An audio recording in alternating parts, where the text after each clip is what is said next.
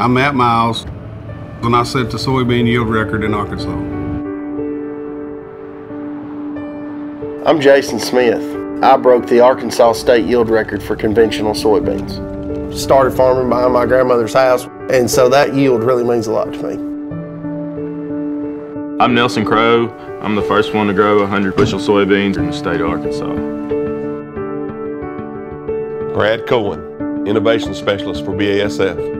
One of the things that draws me to this business is the passion, and you can't really understand it until you've been a part of it.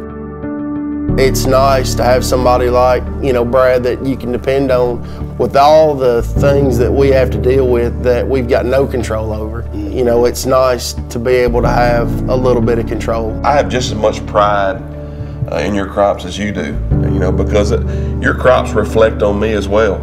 And I really think you three are going to be some of the guys that keep this thing climbing upward. I think the mark is what, 163? That's the national mark.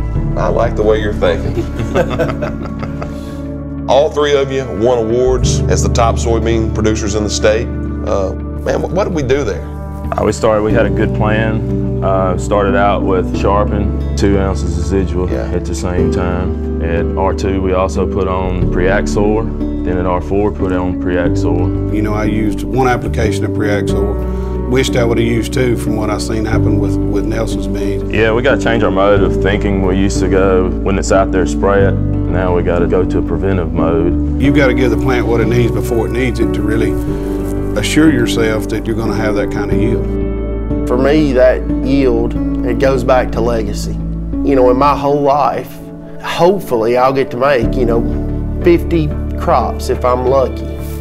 That means I've got 50 crops to make my grandfather and my father happy. And I've got 50 crops to teach my sons and my grandsons how to farm. Farming is a heritage type deal. I mean, a generation to generation deal. And, my dad passed away in 2001. And I would have gave anything for him to have been able to see, and hopefully he has, seen what we've done. Yeah, that afternoon after we had broken the record and finalized it and everything, when I called my grandfather, that was the best moment for me.